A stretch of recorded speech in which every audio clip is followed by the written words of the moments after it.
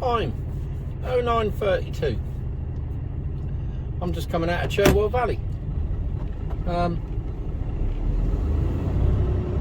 didn't have a particularly early start this morning. It's 4:30. Seeing as it's Monday. Bear left at the traffic light. I had to go under the docks. Recalculating. Turn right at the second set of traffic lights. Oh, shut up. I'm going a different way than the way she wants to go, clearly. Recalculating. So, yeah, I'm heading to Daventry now to tip. There's no rush to get there, so I just had an hour off in there actually.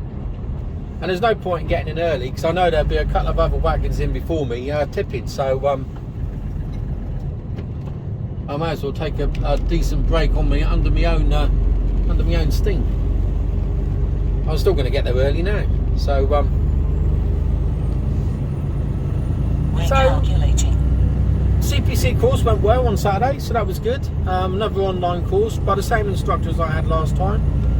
For anybody who wants to know, they're called CPC Direct. They're based in Croydon, but they do a good selection of online courses.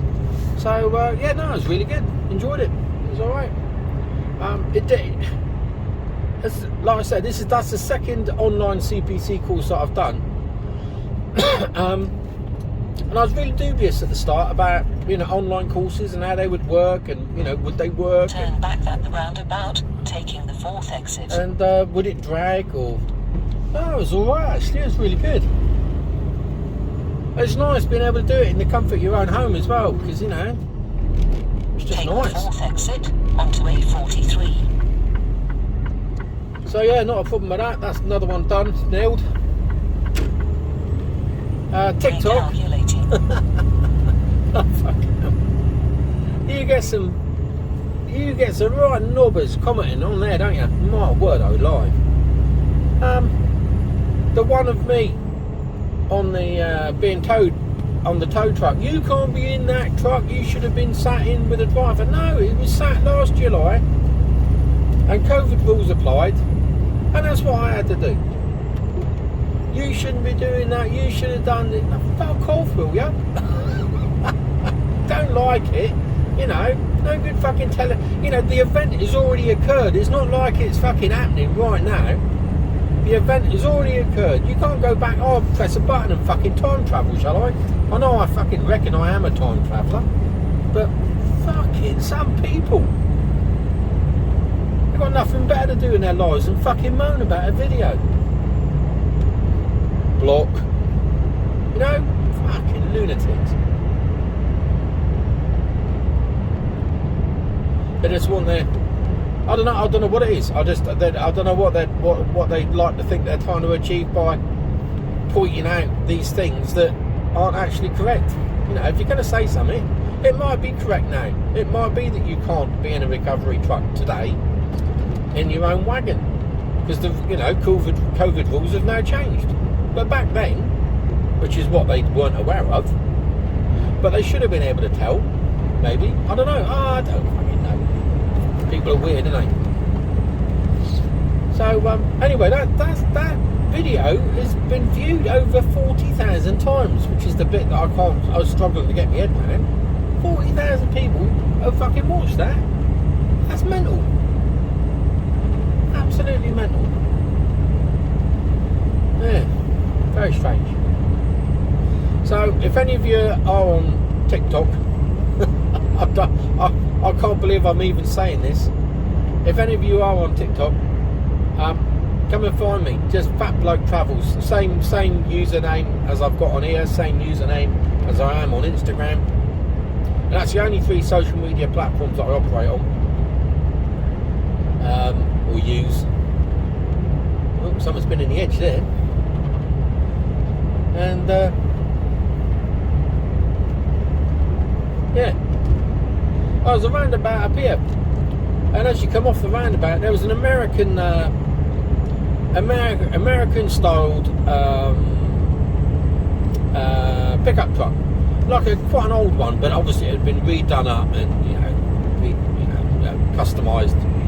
And Yeah, he'd obviously either overcooked it on the exit, or I don't know how he managed to do it, but he ended up down in the embankment in the old there. Yeah, when I went past the other day, he was, and the bloke was actually there trying to get. Well, it was either his truck and he was pulling bits out of it, or he was nicking bits out of it. One or the other, I don't really know. But, I suspect it was his because of the way that he looked. He didn't look happy. So yeah, we're on our way to Daventry now.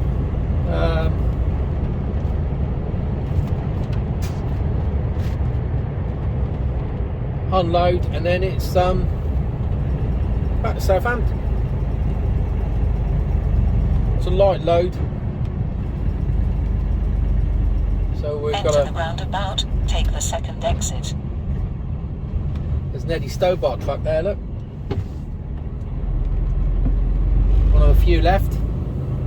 I was level with one the other day, actually. On Friday, I think it was. But you don't see many of them. Most of them have been chopped out now. They're all Kalina, all badged up Kalina.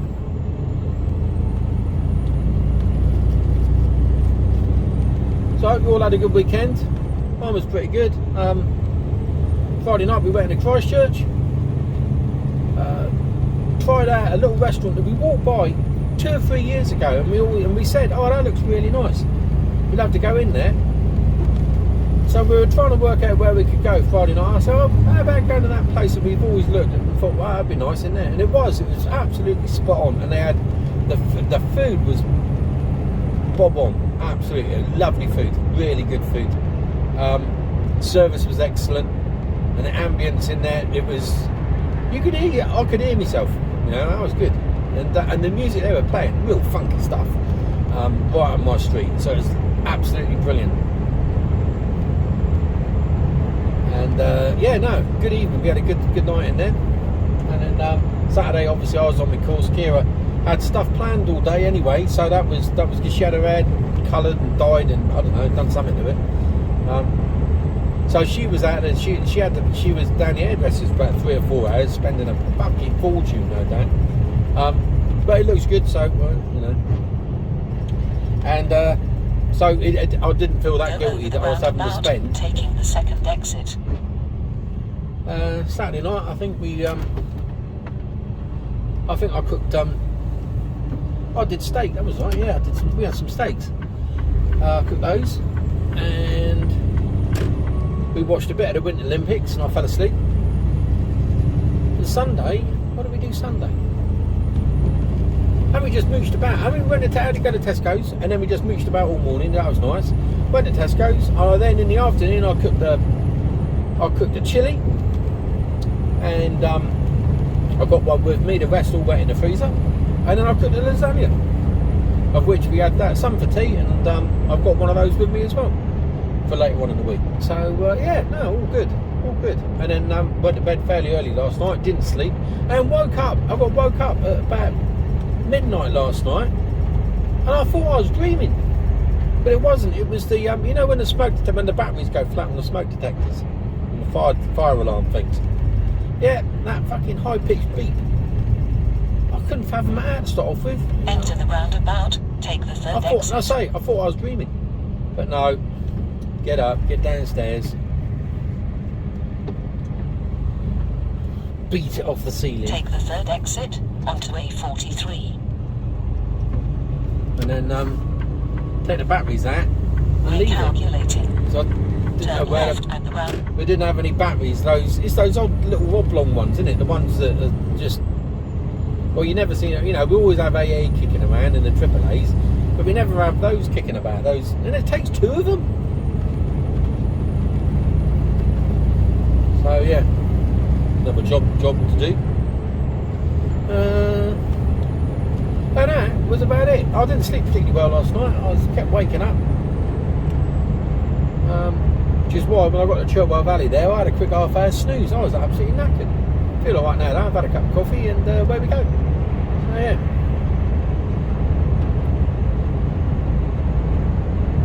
Something I learned on the CBC course I did. There's a study that you always learn something. I don't mind doing them, to be honest, because there's always something you pull out of it. But I pulled a couple of things out of it, but one of them was it was about dehydration. Go over the roundabout, taking the Because second we were talking exit. about driver fatigue.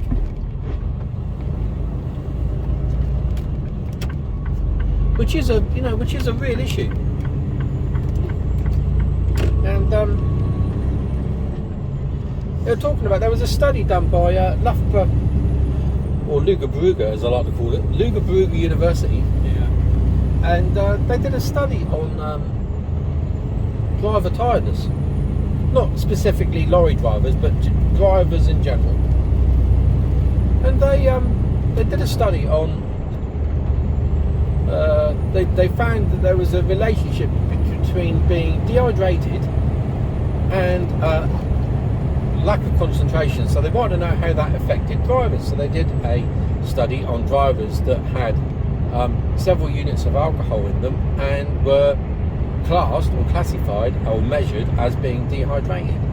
And the study found that being dehydrated was just as bad as being over the drink drive limit, which well, I would never have thought it. So I wouldn't say I was shocked, I just didn't realise. So the importance of being hydrated by drinking plenty of fluids in you is pretty important. If you think that, you know, a lot of us drivers, we go, I better not drink too much because I need to stop for a piss every couple of hours or every hour. Enter the roundabout, take the fourth exit. I know I certainly do, and I know I do get dehydrated, but I wasn't aware that it can affect your levels of concentration and levels of concentration and performance that the studies bring out that they do. So yeah, eye-opening really. I was a little bit surprised at that. So there is an important. So keep drinking your fluids, boys and girls. Keep drinking your fluids.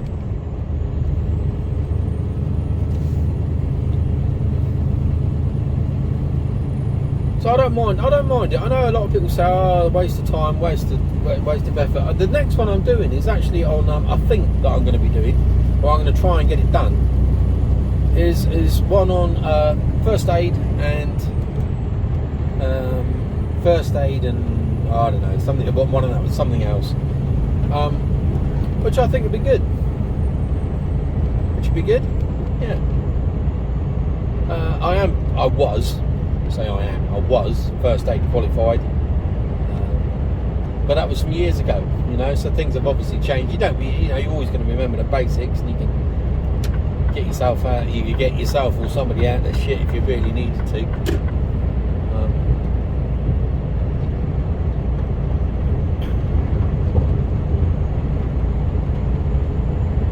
Things you learn whilst I was in, and things like that. You can. I don't know if I've ever said before, but I saw an accident develop in front of me. I was coming back from Moynihan, this was years ago, and a car was in front of me. It was going down into a dip, and there was a crossroads at the bottom, and I could see it all unfolding. And I see this van pull up at the T-junction at the crossroads, and the car had right away, and the van just didn't stop, and it just T-boned the car, spun it right round, and obviously I was the first on the scene, and the bloke, he got out of the van, he was a bit shaken, but he was totally unhurt. But the woman had, her car was a right mess, and she'd hit her head on the A-pillar. She had blood coursing out of her head. But the worst thing was, she's like, "Where's my little girl? Where's my little girl? My little girl?" And this was the day before. This is well before booster seats and stuff like that. And she was only about 6 or 7, and she'd slipped under the seatbelt, and she was in the footwell. By the time I got round and got in, because I thought, well, the first priority is to see what the little girl's doing. I mean, the mother's talking, so she wasn't very coherent, but if she's talking, she's all right. Well, she's probably better than the little girl, but the little girl crawled out from the footwell, and she was absolutely fine, but she was really upset. She was worried about her mum. So we calmed her down. I got one of the blokes that pulled up behind me, and I said, "Get back to my car, there's a first aid kit." in the boot of my motor.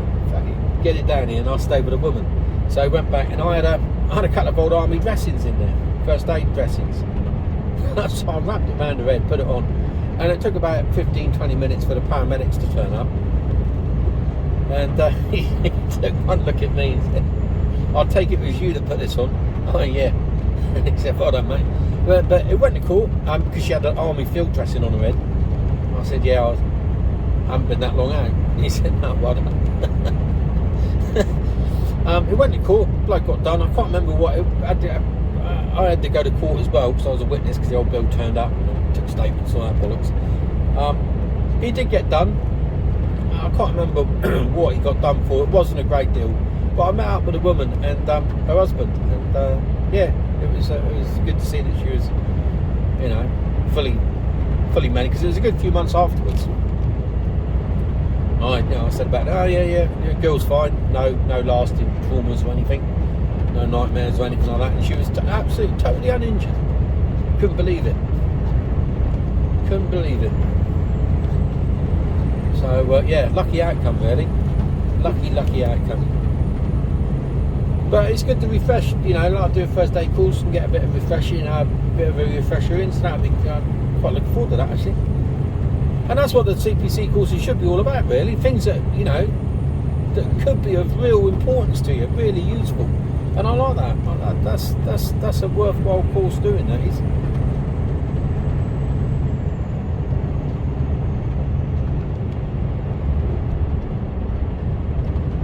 So anyway, I think I've talked long enough. I've been going for nearly 15 minutes. So I'll probably speak to you later once I know what I'm doing later on today. So the plan is get up here, tip, shouldn't be too long, and then